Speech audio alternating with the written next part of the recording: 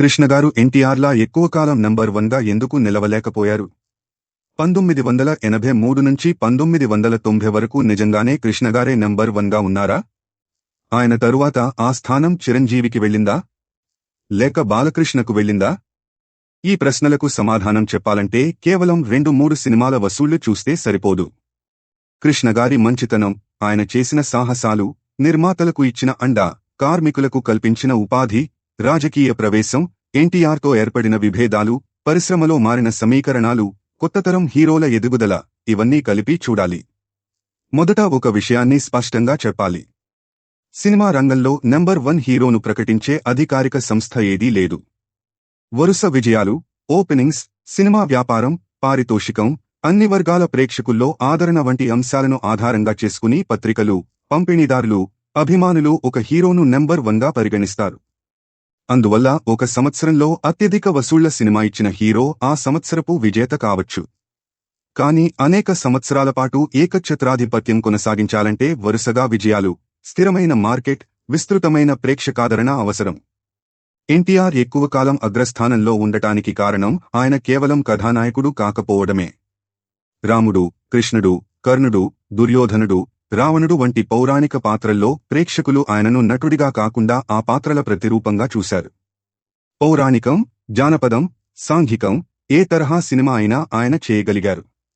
కుటుంబ ప్రేక్షకులు, గ్రామీణ ప్రజలు, పట్టణ యువత, అన్ని వర్గాల్లో ఆయనకు బలమైన ఆదరణ ఉండేది. అప్పట్లో సినిమాకు టెలివిజన్, ఓటీటీ, సోషల్ మీడియా వంటి ప్రత్యామ్నాయాలు కూడా లేవు. ఒక గొప్ప స్టార్ ఇమేజ్ ఏర్పడితే అది దశాబ్దాల పాటు కొనసాగే పరిస్థితి ఉండేది. కృష్ణగారి ప్రయాణం పూర్తిగా భిన్నమైనది. ఆయనకు దేవుడి పాత్రల వల్ల వచ్చిన ఆరాధన కంటే సాహసం, వేగం, కొత్తదనం వల్ల వచ్చిన అభిమానబలం ఎక్కువ. గూఢచారి చిత్రాలు, కౌబాయ్ కథలు, కుటుంబ కథలు, యాక్షన్, రాజకీయ చిత్రాలు, చారిత్రక పాత్రలు, తెలుగు ప్రేక్షకులు అప్పటివరకు చూడని అనేక ప్రయోగాలు చేశారు. గూఢచారి 116తో గూఢచారి కథకు కొత్త మార్కెట్ తెరిచారు. మోసగాళ్లకు మోసగాడుతో తెలుగు తెరకు కౌబాయ్ ప్రపంచాన్ని తీసుకొచ్చారు. అల్లూరి సీతారామరాజుతో సినిమా స్కోప్ వైభవాన్ని చూపించారు. ఈనాడుతో ఈస్ట్మెన్ కలర్ ప్రయోగం చేశారు. సింహాసనంతో 70mm స్థాయిలో తెలుగు సినిమా తీయవచ్చని నిరూపించారు. తరువాత DTS వంటి సాంకేతికతను కూడా ప్రోత్సహించారు. కృష్ణగారి గొప్పతనం కేవలం తెరమీద కనిపించే సాహసంలో లేదు. నిర్మాతల పట్ల ఆయన చూపిన మంచితనంలోనూ ఉంది. ఒక నిర్మాత సినిమా మధ్యలో ఆర్థిక ఇబ్బందుల్లో పడితే తన పారితోషికం కోసం ఒత్తిడి చేసేవారు కాదని ఆయనతో పనిచేసినవారు గుర్తుచేసుకున్నారు. సినిమా పరాజయం చెంది నిర్మాత నష్టపోతే మళ్లీ నిలబడేందుకు మరో సినిమాకు తక్కువ పారితోషికంతో లేదా పారితోషికం తీసుకోకుండా కాల్షీట్లు ఇచ్చిన సందర్భాలు ఉన్నాయి. డబ్బుల్లేక ఆగిపోయిన సినిమాలు పూర్తి కావడానికి సహాయం చేసేవారు. నిర్మాతను కాపాడటమే తన బాధ్యత అన్నట్లుగా వ్యవహరించేవారు. కృష్ణగారు ఒక సంవత్సరంలో 10కి పైగా సినిమాలు చేసిన సందర్భాలున్నాయి. దాన్ని కొందరు అతి ఎక్కువ సినిమాలు చేయడం అని విమర్శించవచ్చు. కానీ ఆ సినిమాల వల్ల వందల మంది కార్మికులు, జూనియర్ ఆర్టిస్టులు, డ్రైవర్లు, makeup men, light men, studio సిబ్బందికి నిరంతరం పని దొరికేది. పద్మాలయ సంస్థ కేవలం ఒక కుటుంబ నిర్మాణ సంస్థ కాదు. అనేక కుటుంబాలకు జీవనాధారం కల్పించిన సినిమా వ్యవస్థ. ప్రజలకు చేసిన సహాయాన్ని కూడా కృష్ణగారు పెద్దగా ప్రచారం చేసుకోలేదు. ఎవరికైనా సహాయం చేసి దాని గురించి చెప్పుకోవడం ఆయన స్వభావం కాదు. అందుకే ఆయన చేసిన ప్రతి సహాయానికి రికార్డులు కనిపించకపోవచ్చు. కాని పరిశ్రమలో ఆయనకు వచ్చిన మంచి మనిషి, భోళాశంకరుడు, నిర్మాతల హీరో అనే పేర్లు యాదృచ్ఛికంగా వచ్చినవి కావు. అయితే అదే మంచితనం కొన్నిసార్లు ఆయన కెరీర్కు బలహీనతగా మారింది. తనను నమ్ముకుని వచ్చిన నిర్మాతను వెనక్కి పంపడం ఆయనకు ఇష్టం ఉండేది కాదు. కథ పూర్తిగా నచ్చకపోయినా, నిర్మాత కష్టాల్లో ఉన్నాడని తెలిసినా, గతంలో మాట ఇచ్చాననే కారణంతోనైనా సినిమా అంగీకరించేవారని చెబుతారు. కథ నాణ్యత కంటే వ్యక్తిగత సంబంధాలు, మొహమాటానికి ప్రాధాన్యం ఇచ్చిన సందర్భాలు ఉన్నాయి. దాంతో గొప్ప సినిమాల మధ్యలో నాణ్యతలేని చిత్రాలు కూడా విడుదలయ్యాయి. ఒక భారీ విజయం ప్రభావాన్ని వెంటనే వచ్చిన 2-3 పరాజయాలు తగ్గించేవి. అందువల్ల కృష్ణగారి కెరీర్ను దెబ్బతీసింది కేవలం కొత్త హీరోల పోటీ మాత్రమే కాదు. ఆయన మొహమాటం, నిర్మాతలను కాదనలేని స్వభావం, అవసరానికి మించి సినిమాలు అంగీకరించడం కూడా కారణాలే. ఆయనను నిలబెట్టింది మంచితనమే. కొన్నిసార్లు ఆయన మార్కెట్ను దెబ్బతీసింది కూడా అదే మంచితనం. పరాజయాలు కృష్ణగారికి ఎప్పుడూ కొత్త కాదు. అల్లూరి సీతారామరాజు విడుదలైన తరువాత ఆయన కెరీర్ ఊహించని సంక్షోభంలో పడింది. అల్లూరి పాత్రలో కృష్ణగారిని చూసిన ప్రేక్షకులు వెంటనే సాధారణ ప్రేమకథలు, కుటుంబ పాత్రల్లో ఆయనను అంగీకరించలేకపోయారు. దాదాపు 12 నుంచి 14 సినిమాలు వరుసగా పరాజయం చెందాయని చెబుతారు. భారీ విజయం ఇచ్చిన హీరోకు కొత్త అవకాశాలు తగ్గే పరిస్థితి వచ్చింది. పరిశ్రమలో కృష్ణ పని అయిపోయిందనే మాట కూడా వినిపించింది. కానీ కృష్ణగారు సినిమాలు మానలేదు. ప్రేక్షకులు తనను తిరిగి స్వీకరించే వరకు పనిచేస్తూనే ఉన్నారు. 1976లో వచ్చిన పాడిపంటలు ఆయనను మళ్లీ విజయపథంలోకి తీసుకొచ్చింది. గ్రామీణ జీవితం, రైతు కుటుంబం, భావోద్వేగాలతో రూపొందిన ఆ చిత్రం ఘన విజయం సాధించింది. అల్లూరి పాత్ర తరువాత కృష్ణను మరో పాత్రలో చూడలేరని భావించిన వారికి పాడిపంటలు సమాధానమైంది. కృష్ణగారి జీవితం నిజంగానే పడిలేచిన కెరటం. అల్లూరి తరువాత పాడిపంటలు. మరో పరాజయాల దశ తరువాత ముందడుగు, కిరాయి కోటిగాడు, అడవి సింహాలు. కెరీర్ తగ్గిందనుకున్న సమయంలో సింహాసనం. కొత్తతరం హీరోలు పూర్తిగా రంగంలోకి వచ్చిన తరువాత పచ్చని సంసారం, వారసుడు, నంబర్ 1, అమ్మ దొంగ. పడిన ప్రతిసారీ ఆయన అంతకంటే వేగంగా పైకి లేచారు. ఎన్టీఆర్ రాజకీయాల్లోకి వెళ్లడంతో 1983 ప్రాంతంలో తెలుగు సినిమాలో ఒక పెద్ద ఖాళీ ఏర్పడింది. అప్పటికే సుదీర్ఘమైన కెరీర్, విస్తృతమైన అభిమానబలం, నిర్మాతల విశ్వాసం ఉన్న కృష్ణగారు ఆ ఖాళీని ముందుగా అందుకున్నారు. 1983 నుంచి 1986 మధ్యకాలంలో కృష్ణగారికి బలమైన అగ్రస్థానం ఉందని చెప్పవచ్చు. ముఖ్యంగా సింహాసనం ఆయన స్టార్ పవర్కు, దర్శకత్వ ప్రతిభకు, సాంకేతిక సాహసానికి నిదర్శనం. కాని 1983 నుంచి 1990 వరకు కృష్ణగారే నిరవధికంగా నంబర్ 1గా ఉన్నారని చెప్పడం పూర్తిగా సరైంది కాదు. ఎందుకంటే 1983లోనే ఖైదీతో చిరంజీవి విస్ఫోటనంలా ముందుకొచ్చారు. అప్పటివరకు తెలుగు సినిమా హీరోలలో కనిపించని వేగం, డాన్స్, ఫైట్లు, బాడీ లాంగ్వేజ్, కామెడీ టైమింగ్ ఆయనలో కనిపించాయి. కొత్తతరం యువత తన ప్రతినిధిని చిరంజీవిలో చూసింది. కృష్ణగారి అభిమానబలం ఒక్కసారిగా తగ్గిపోలేదు.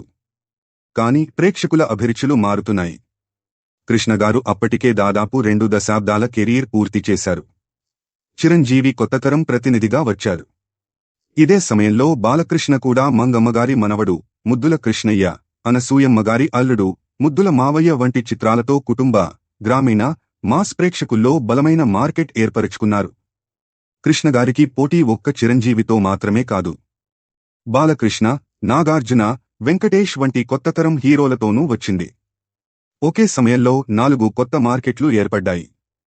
నిర్మాతలు కొత్త కథలు, కొత్త కాంబినేషన్లు, కొత్త ప్రేక్షకుల కోసం ఆ హీరోల వైపు వెళ్లడం ప్రారంభించారు. ఇక్కడ రాజకీయాల ప్రభావాన్ని కూడా విస్మరించలేం. ఎన్టీఆర్ తెలుగుదేశం పార్టీని స్థాపించి అధికారంలోకి వచ్చిన తరువాత సినిమా పరిశ్రమలో కూడా రాజకీయ విభజన కనిపించింది. పరిశ్రమలోని చాలామంది ఎన్టీఆర్కు మద్దతుగా నిలిచారు. కృష్ణగారు మాత్రం ప్రవాహానికి ఎదురుగా కాంగ్రెస్ పార్టీలో చేరారు. రాజీవ్ గాంధీపై అభిమానంతో రాజకీయాల్లోకి వెళ్లి 1989లో ఏలూరు నుంచి ఎంపీగా విజయం సాధించారు. ఎన్టీఆర్ అత్యంత ప్రజాదరణ పొందిన ముఖ్యమంత్రిగా ఉన్న సమయంలో ఆయనకు ప్రత్యర్థి పార్టీలో చేరడం కృష్ణగారి సినిమా మార్కెట్పై ప్రభావం చూపకుండా ఉండే అవకాశం లేదు. తన మార్కెట్ దెబ్బతినవచ్చని తెలిసినా తన రాజకీయ అభిప్రాయాన్ని దాచుకోలేదు. ఇది ఆయన సాహసానికి మరో ఉదాహరణ. ఆ రాజకీయ పోటీ సినిమాలోకి వచ్చింది.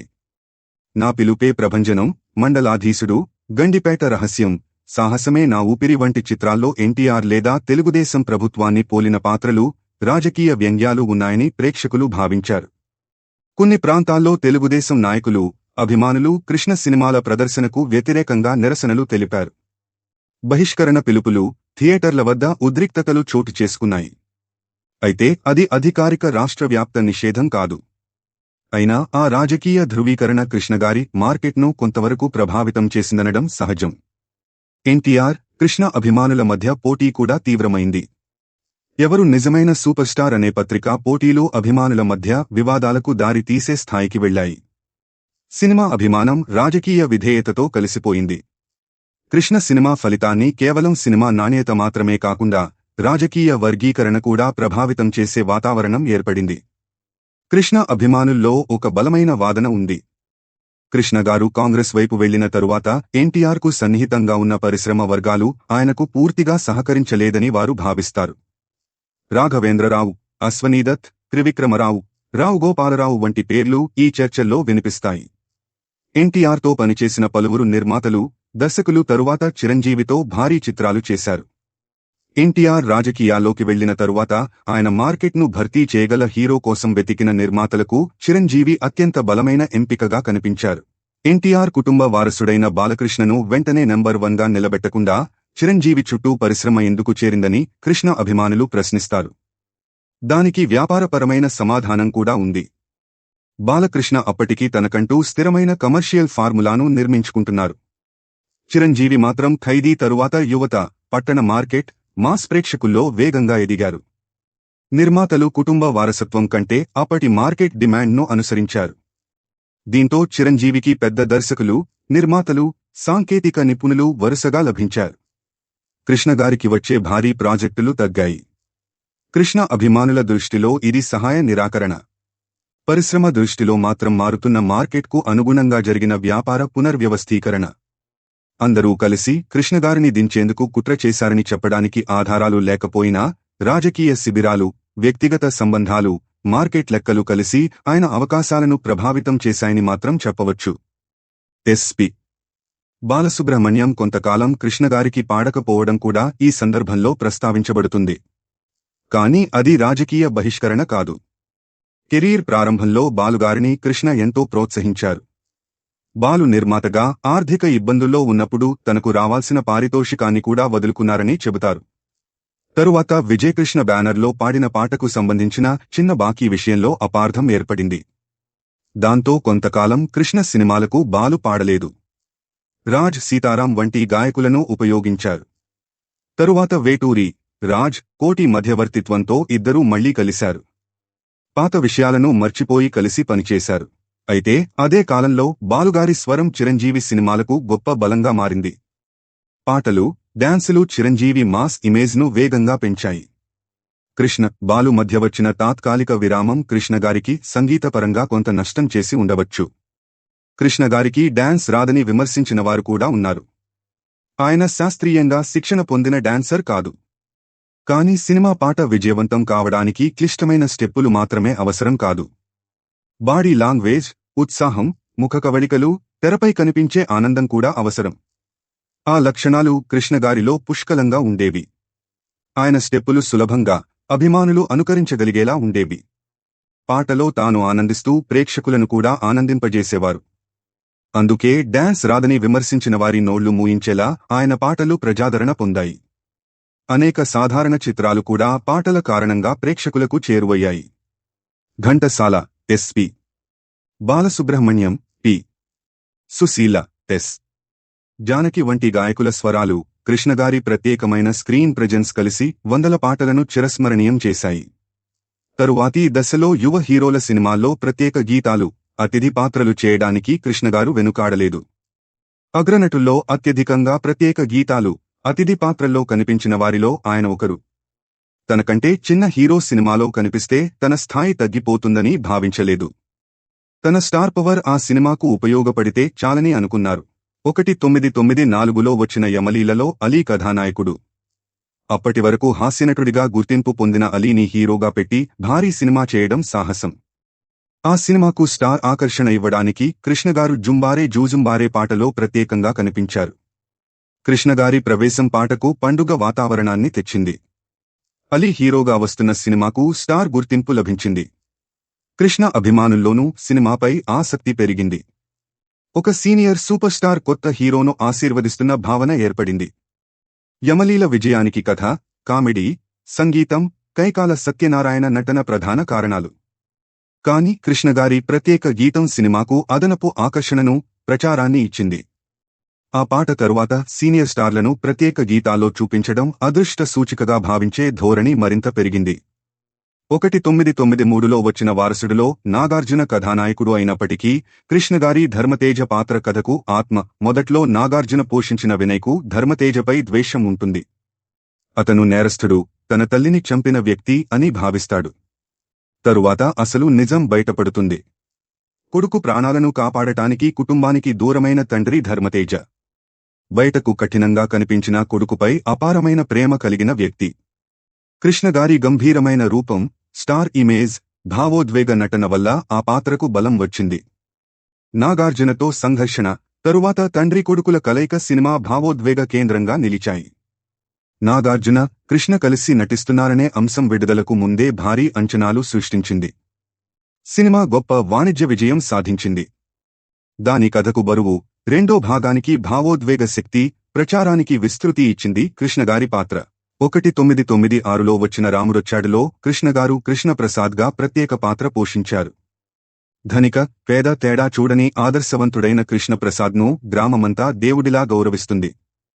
కుటుంబాల మధ్య విభేదాలను లెక్క చేయకుండా అరుంధతిని ప్రేమించి వివాహం చేసుకుంటాడు. విలన్ కుట్రలో భార్యను, గర్భంలోని బిడ్డను కాపాడుతూ ప్రాణాలు కోల్పోతాడు. ఆ బిడ్డే తరువాత నాగార్జున పోషించిన రామ్. అంటే సినిమాలో నాగార్జున చేసే ప్రతి పనికి మూలం కృష్ణప్రసాద్ గతమే. రెండు ముక్కలైన గ్రామాన్ని కలపడం, మూతపడిన ఆలయాన్ని తెరవడం, తల్లిదండ్రులకు జరిగిన అన్యాయానికి ముగింపు పలకడం, రామ్ ప్రయాణమంతా తండ్రి వారసత్వాన్ని పూర్తి చేయడమే. కృష్ణగారు తెరపై కనిపించేది కొద్దిసేపే అయినా కథ మొత్తాన్ని నడిపించే అదృశ్య కథానాయకుడిలా నిలిచారు. ఒసే రాములమ్మలో కృష్ణగారు కేంద్ర ప్రభుత్వం పంపిన సిబిఐ అధికారిగా కనిపించారు. రాములమ్మ ఎందుకు ఆయుధం పట్టాల్సి వచ్చిందో అర్థం చేసుకుని ఆమెను, కుమరన్నను లొంగిపోవాలని ఒప్పించే పాత్ర అది. కృష్ణగారి నిజాయితీ, మంచితనం కలిగిన వ్యక్తిగత ఇమేజ్ ఆ పాత్రకు ఉపయోగపడింది. ఆయన మాట్లాడినప్పుడు అది ఒక పోలీసు అధికారి మాటగా మాత్రమే కాకుండా సమాజం రాములమ్మ బాధను గుర్తించినట్లుగా అనిపించింది. ఒసే రాములమ్మ విజయానికి విజయశాంతి నటన, దాసరి కథనం, తెలంగాణ నేపథ్యం, సంగీతం ప్రధాన కారణాలు. కాని కృష్ణగారి అతిథి పాత్ర సినిమాకు స్టార్ ఆకర్షణతో పాటు సంఘర్షణకు నైతిక సమతుల్యతను ఇచ్చింది. ఇలా కృష్ణగారు తన సినిమాల్లో మాత్రమే హీరో కాదు. ఒక పాట కోసం యువ హీరో సినిమాలో కనిపించారు. ఒక తండ్రి పాత్రతో నాగార్జున సినిమాకు భావోద్వేగ బలం ఇచ్చారు. ఒక చిన్న ఫ్లాష్ బ్యాక్ పాత్రతో మొత్తం కథకు పునాది అయ్యారు. ఒక సిబిఐ అధికారిగా రాములమ్మ పోరాటానికి చట్టబద్ధమైన ముగింపు చూపించారు. హీరోగా సినిమా మొత్తాన్ని భుజాలపై మోయగలరు. అతిథిగా ఒక్క పాటతో థియేటర్ను ఊపగలరు. కొద్దిసేపు కనిపించినా కథకు ప్రాణం పోయగలరు.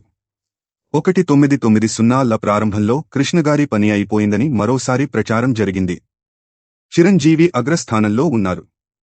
బాలకృష్ణ, నాగార్జున, వెంకటేష్ తమ మార్కెట్లను బలపరుచుకున్నారు. అలాంటి సమయంలో పచ్చని సంసారం కృష్ణగారికి విజయాన్ని ఇచ్చి మళ్లీ పూర్వవైభవానికి దారి తెరిచింది. వారసుడు ఆయనను మరోసారి పరిశ్రమ దృష్టిలో నిలిపింది. ఆ తరువాత ఎస్వి కృష్ణారెడ్డి కృష్ణగారితో నంబర్ 1 సినిమా చేయడానికి ముందుకొచ్చారు. కృష్ణగారి వయస్సుకు సరిపోయే అన్న పాత్ర, కుటుంబ బాధ్యతలు, త్యాగం, భావోద్వేగాలతో కథను రూపొందించారు. కొత్తతరం హీరోల మధ్య కృష్ణ సినిమాను ఎవరు చూస్తారని కొందరు సందేహించారు. మరికొందరు నవ్వారు. కాని 1994 సంక్రాంతికి పరిస్థితి మారిపోయింది. చిరంజీవి త్రిపాత్రాభినయం చేసిన ముగ్గురు మొనగాళ్లు, నాగార్జున, శ్రీదేవి కలయికలో వచ్చిన గోవింద గోవింద వంటి భారీ చిత్రాల మధ్య నంబర్ 1 విడుదలైంది. భారీ అంచనాలు, పెద్ద కాంబినేషన్ల మధ్య కుటుంబ ప్రేక్షకుల ఆదరణతో నంబర్ 1 నిలబడింది. ఆ రెండు భారీ చిత్రాల కంటే మెరుగైన వాణిజ్య ఫలితం సాధించి ఆ సంవత్సరంలోని ప్రధాన విజయాల్లో ఒకటిగా నిలిచింది. అది కేవలం ఒక సినిమా విజయం కాదు. కృష్ణగారి పని అయిపోయిందని భావించిన వారికి ప్రేక్షకులు ఇచ్చిన సమాధానం. యువ హీరోలతో డాన్సులు, ఫైట్లలో పోటీపడకుండా తన వయస్సుకు సరిపోయే పాత్ర, కుటుంబ భావోద్వేగం, నటనతో మరో గొప్ప విజయాన్ని అందుకున్నారు. నంబర్ 1 ఒక్కటే ఆయన చివరి విజయం కాదు. పచ్చని సంసారం, వారసుడు, నంబర్ 1, అమ్మ దొంగ, పోలీస్ అల్లుడు, సూపర్ మొగుడు వంటి చిత్రాలు కొత్తతరం హీరోల యుగంలోనూ కృష్ణగారి మార్కెట్ పూర్తిగా ముగిసిపోలేదని చూపించాయి. రోడీ అన్నయ్య వంటి చిత్రాలు ఆయన మాస్ ఇమేజ్ను కొనసాగించాయి. ముఖ్యంగా అమ్మ దొంగ సంక్రాంతి ప్రేక్షకులను ఆకట్టుకుని గొప్ప విజయాన్ని సాధించింది. ఇప్పుడు అసలు ప్రశ్నకు వద్దాం. కృష్ణగారి తరువాత నంబర్ 1 చిరంజీవా? బాలకృష్ణనా? 1987లో పసివాడి ప్రాణం, 1988లో యముడికి మొగుడు, 1989లో అత్తకు యముడు అమ్మాయికి మొగుడు, 1990లో జగదేక వీరుడు అతిలోక సుందరి, 1991లో గ్యాంగ్ లీడర్, 1992లో ఘరానా మొగుడు, ఈ వరుస విజయాలు చిరంజీవి సమగ్ర ఆధిపత్యాన్ని స్థిరపరిచాయి. డాన్స్, యాక్షన్, కామెడీ, కుటుంబ భావోద్వేగం అన్నింటినీ ఒకే కమర్షియల్ ప్యాకేజీగా మార్చి అన్ని వర్గాల ప్రేక్షకులకు చేరుకున్నారు. బాలకృష్ణ మాత్రం చిరంజీవికి అత్యంత బలమైన మాస్ ప్రత్యర్థిగా నిలిచారు. 1989లో ముద్దుల మావయ్యతో రికార్డు స్థాయి విజయాన్ని సాధించారు. కొన్ని సంవత్సరాల్లో కొన్ని సినిమాల విషయంలో బాలకృష్ణ పైచేయి సాధించారు. కుటుంబ, గ్రామీణ, మాస్ ప్రేక్షకుల్లో తిరుగులేని అభిమానబలం పొందారు. కానీ మొత్తం కాలాన్ని పరిశీలిస్తే వరుస రికార్డు విజయాలు, విస్తృతమైన మార్కెట్, పారితోషికం, అన్ని వర్గాల ఆదరణలో చిరంజీవికి ఆధిక్యం కనిపిస్తుంది. అందువల్ల సమతుల్యమైన తీర్పు ఇలా ఉంటుంది. 1983 నుంచి 1986 మధ్య కృష్ణగారు బలమైన అగ్రస్థానంలో ఉన్నారు. అదే సమయంలో చిరంజీవి వేగంగా సవాలు విసిరారు. 1987 తరువాత చిరంజీవి ఆధిక్యం స్పష్టమైంది. బాలకృష్ణ అనేక భారీ విజయాలతో ప్రధాన ప్రత్యర్థిగా నిలిచారు. 1980ల చివరి నుంచి 1990ల ప్రారంభం వరకు మొత్తం మార్కెట్ను చూస్తే నెంబర్ 1 చిరంజీవి అని చెప్పవచ్చు. కాని కృష్ణగారి అభిమానుల తీర్పు వేరు. నెంబర్ 1 అంటే కేవలం వసూళ్లు మాత్రమేనా? తెలుగు సినిమాకు కొత్త సాంకేతికతను పరిచయం చేయడం నెంబర్ 1 లక్షణం కాదా? నష్టాల్లో ఉన్న నిర్మాతకు ఉచితంగా కాల్ షీట్లు ఇవ్వడం గొప్పతనం కాదా? తన వల్ల వందల మంది కార్మికులకు పని కల్పించడం సేవ కాదా? తన మార్కెట్ దెబ్బతింటుందని తెలిసినా రాజకీయ అభిప్రాయాన్ని నిర్భయంగా చెప్పడం సాహసం కాదా? ఎన్టీఆర్ వంటి మహానటుడు, శక్తిమంతమైన ముఖ్యమంత్రిని రాజకీయంగా ఎదిరించే ధైర్యం అప్పట్లో ఎంతమందికి ఉంది? కృష్ణగారి స్థానం తగ్గిందని చెప్పేవారు మరో విషయాన్ని కూడా మర్చిపోతారు. కొత్తతరం మొత్తం రంగంలోకి వచ్చిన తరువాత ఆయన కనుమరుగైపోలేదు. చిరంజీవి, బాలకృష్ణ, నాగార్జున, వెంకటేష్ల యుగంలోనూ తన 50వ ఏట నంబర్ 1 లాంటి విజయాన్ని అందుకున్నారు. అమ్మ దొంగతో మరోసారి సంక్రాంతి ప్రేక్షకులను మెప్పించారు. యువ హీరోల సినిమాల్లో చిన్న పాత్రలు చేసి వాటికి బలం చేకూర్చారు. ఎన్టీఆర్ ఒక మహాయుగాన్ని నిర్మించారు. కృష్ణ తెలుగు సినిమాకు కొత్త దారులు తెరిచారు. చిరంజీవి కొత్త తరాన్ని తన వైపు తిప్పుకున్నారు. బాలకృష్ణ బలమైన మాస్ ప్రత్యర్థిగా నిలిచారు. బాక్సాఫీస్ ప్రకారం కృష్ణగారి తరువాత నెంబర్ 1 చిరంజీవి కావచ్చు. కానీ కృష్ణగారి సాహసాలు, మంచితనం, నిర్మాతలకు ఇచ్చిన అండ, కార్మికులకు కల్పించిన ఉపాధి, పరాజయాల నుంచి పదే తిరిగి లేచిన పట్టుదల, రాజకీయంగా ప్రవాహానికి ఎదురీదిన ధైర్యం చూసిన అభిమానులకు సమాధానం ఒక్కటే. నిన్న నంబర్ 1 కృష్ణ, నేడు నంబర్ 1 కృష్ణ, ఎప్పటికీ నంబర్ 1 సూపర్ స్టార్ కృష్ణ. ఎందుకంటే స్థానాన్ని మరొకరు పొందవచ్చు, రికార్డులను మరొకరు అధిగమించవచ్చు. కాని సాహసానికి, మంచితనానికి, నిర్మాతల మనిషిగా నిలిచిన వ్యక్తిత్వానికి వారసుడు రావడం అంత సులభం కాదు. మ్యాగజైన్ల ర్యాంకింగ్స్లో నెంబర్ 1 మారి ఉండవచ్చు. బాక్సాఫీస్ సింహాసనంపై మరో హీరో కూర్చుని ఉండవచ్చు. కానీ తన పని అయిపోయిందన్న ప్రతిసారీ విజయంతో సమాధానం చెప్పిన కృష్ణగారు, ఆయన అభిమానుల హృదయాల్లో మాత్రం ఎప్పటికీ నంబర్ 1. సింహాసనం మారలేదు. ఆ సింహాసనంపై ఎప్పటికీ కూర్చునేది ఒక్కరే, సూపర్ స్టార్ కృష్ణ.